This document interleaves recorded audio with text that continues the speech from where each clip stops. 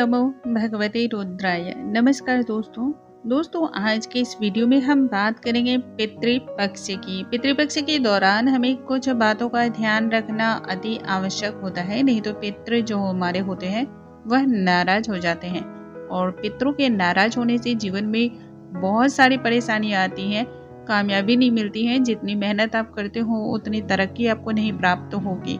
जीवन जीने में अनेक प्रकार की कठिनाइयों का सामना करना पड़ता है। पति पत्नी में लड़ाई झगड़े ज्यादा होते हैं। देखिए, थोड़ी बहुत होनी तो हर घर में है, पति और पत्नी है तो नोक झोंक तो होनी है, लेकिन जिस घर में बात काफी ज्यादा बढ़ जाती है, जहाँ बात संभाले ना संभलती हो, वहाँ पर पितृदोष के लक्षण होते हैं।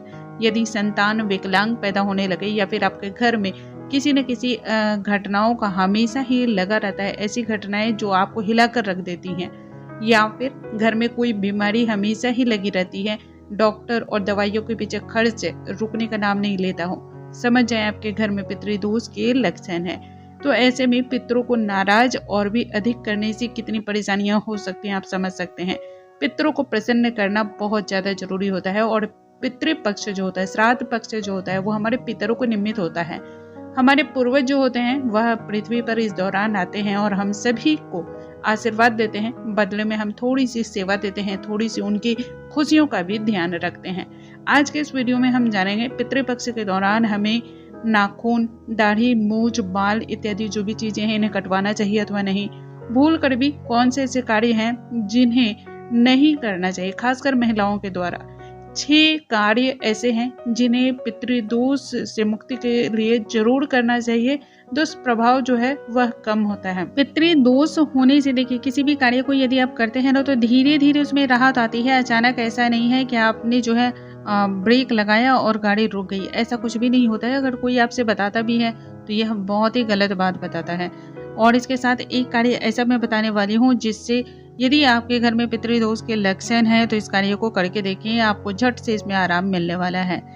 भूल कर भी पितृपक्ष के दौरान 5 चीजों का दान नहीं करना चाहिए। कौन कौन सी वो चीजें हैं वो भी जानेंगे। आइए वीडियो को हम स्टार्ट करते हैं। नमस्कार दोस्तों, कैसे हैं आप सभी? उम्मीद करती हूँ आप सभी स्वस्थ होंगे, सुरक्षित होंगे और आप सभी को उत्तम भविष्य की कामना करते हुए आज का ये वीडियो स्टार्ट करती हूँ। साल 2023 में 29 सितंबर से ही पितृपक्ष की आरंभ हो रही है। पितृपक्ष जो है इसी दिन से लग जा रहा है, जो कि 14 अक्टूबर तक चलने वाला है। इस दौरान हमें कुछ चीजों को लेकर के बहुत ही सावधानी बरतने की जरूरत है। दोस्तों, जैसा कि हम सभी जानते हैं और जो नहीं जानते उन्हें भी मालूम होना चाहिए, पितरों के जो देवता होते हैं वह अर्यमा है और अर्यमा जो है महर्षि कश्यप और अदिति के पुत्र हैं। पितृपक्ष के दौरान इनकी ही पूजा अर्चना की जाती है क्योंकि यह पितरों के स्वामी माने जाते हैं, देवता माने जाते हैं। और उसके अलावा हमारे जितने भी पूर्वज है, पितर हैं, उनके निमित्त उनको प्रसन्न करने के लिए अनेक प्रकार के कार्य किए जाते हैं। इस दौरान जो है हम सभी श्राद्ध कर्म जो है वह करते हैं। पिंड का दान किया जाता है, तर्पण किया जाता है और अनेक प्रकार के कार्य किए जाते हैं। और इस दौरान जो है ना कुछ चीजों को सावधानी पूर्वक बरतने की जरूरत भी है और कुछ कार्यों को करने की भी जरूरत है। सबसे पहले हम जानते हैं पितृपक्ष के दौरान नाखून, दाढ़ी, मूंछ, बाल इत्यादि जो है ये कटवाना चाहिए या अथवा नहीं कटवाना चाहिए। देखिए, इससे जुड़े हुए नियम आप समझ लें। हमारे शास्त्रों में इस बात को उल्लेख किया गया है, जो भी व्यक्ति पितृ कर्म करता है यानी कि श्राद्ध पक्ष के दौरान हर रोज पितरों को तर्पण या फिर श्राद्ध तिथि के दिन श्राद्ध के कर्म करता है, उन सभी को अपने बाल, दाढ़ी, मूंछ या नाखून इत्यादि नहीं कटवाने चाहिए।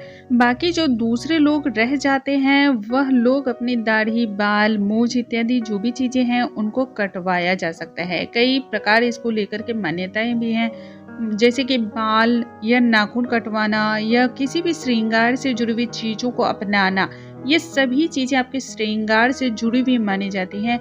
आपको बहुत ही अच्छा जो है ना इससे सेहत भी प्रदान होता है, देखने में जो है ना वो आप अच्छे भी देखते हैं।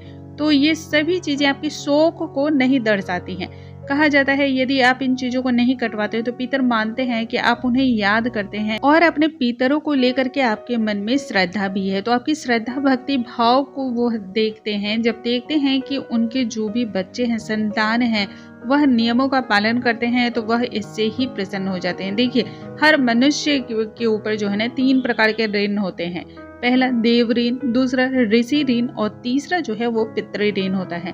तो पितृ ऋण से मुक्ति पाने के लिए बहुत ही छोटी छोटी चीजें हैं, जैसे ब्रह्मचर्य का पालन करना चाहिए, लहसुन प्याज वगैरह जैसी तामसिक चीजें जो भी होती हैं उन्हें नहीं खाना चाहिए। पितृपक्ष के दौरान बासी भोजन भी नहीं करना चाहिए। तो इन सभी चीजों का पालन करना चाहिए। अब हम जानते हैं इस दिन आपको कौन से ऐसे कार्य, खासकर घर की जो महिलाएं हैं उन्हें नहीं करने चाहिए ये कार्य। घर की जो भी महिलाएं होती हैं उन्हें अपने पितरों के निमित्त खाना बनाना चाहिए, और खाना कौन सा बनाना चाहिए, जो उनके पितर पसंद करते थे वह खाना बनाया जाता है। यदि महिलाएं ये कार्य करती हैं तो बहुत ही उत्तम माना जाता है। इस दिन जो पहला खाना निकाला जाता है वह पितरों और गाय के नाम से निकाला जाता है। उसके बाद ही आपको किसी को भी अन्न ग्रहण करने के लिए देना चाहिए। पितृपक्ष के दौरान शाम के समय, संध्या के समय मतलब झाड़ू या साफ सफाई का कार्य नहीं करना चाहिए। इसके अलावा यदि महिला पीरियड्स में हो, मासिक धर्म में हो, तब भी अपने श्राद्ध तर्पण का जो वो पितरों के लिए खाना बनाती हैं उन्हें नहीं बनाना चाहिए। कहा जाता है यदि महिलाएं ऐसे भोजन को बनाती हैं तो पितर उस भोजन को स्वीकार नहीं करते हैं, क्योंकि खाना अशुद्ध हो जाता है। पितर पक्ष के दौरान महिलाओं को यह भी ध्यान रखना चाहिए कि घर में किसी भी बात पर वाद विवाद ना करें।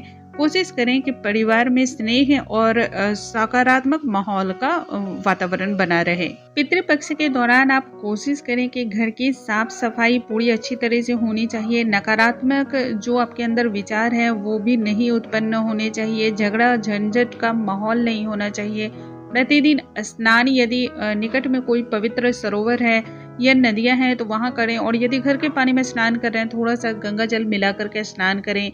प्रतिदिन आपको 1 लोटे जल में थोड़ी सी काले तिल मिलाकर पीपल के वृक्ष में अर्पण करना चाहिए। इससे भी पितृ दोष जो होता है वो उससे मुक्ति मिलती है, पितरों का आशीर्वाद प्राप्त होता है। पितृ पक्ष के दौरान कुछ कार्यों को जरूर करना चाहिए ताकि आपकी जो ऊपर पितृदोष है या पितृ ऋण है उनका दुष्प्रभाव जो है, उनके दुष्प्रभाव को कम किया जा सके, उनसे मुक्ति पाई जा सके।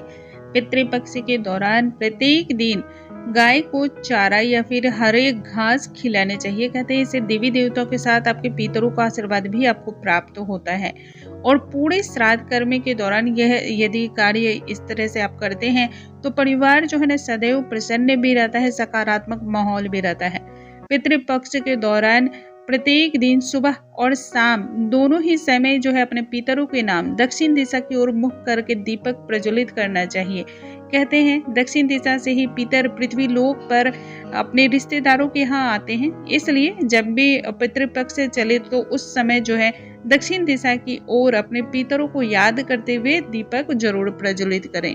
जब श्राद्ध का पक्ष चल रहा हो, पितृपक्ष चल रहा हो, तब कुछ चीजों का दान गलती से भी, भूल से भी नहीं करना चाहिए। जैसे कि पितृपक्ष के दौरान पुराने कपड़े का दान करना, तेल का दान करना, खासकर तिल के तेल का या फिर सरसों के तेल का दान। वैसे तो किसी भी तेल को लेकर कहा गया है, लेकिन सरसों का तेल और तिल के तेल को लेकर के खास तौर पे कहा गया है। इनका दान भी नहीं करना चाहिए। जूठा भोजन या फिर जो आप बेकार का खाना फेंक देते हैं उन्हें दान नहीं करना चाहिए। लोहे का बर्तन का दान बहुत ही अशुभ माना जाता है। काले कपड़ों का दान नहीं करना चाहिए। उड़द का दान नहीं करना चाहिए। तो ये सभी चीजें बहुत ही निषेध बताई गई है, शास्त्रों में बताया गया है। जो भी व्यक्ति संपूर्ण तरीके से इन नियमों का पालन करता है, पितृ जो उनके होते हैं, जो उनके पूर्वज होते हैं, वह बहुत अधिक प्रसन्न होते हैं और यहाँ से जब वो जाने लगते हैं तो आपको आशीर्वाद देकर जाते हैं। दोस्तों, मुझे उम्मीद है आज की ये जानकारी आप सभी को बहुत अधिक पसंद आई होंगी। ऐसी और भी जानकारियों के लिए हमारे चैनल पे बने रहें। अगले वीडियो में हम एक नई जानकारी के साथ फिर से मिलेंगे। तब तक के लिए नमस्कार दोस्तों।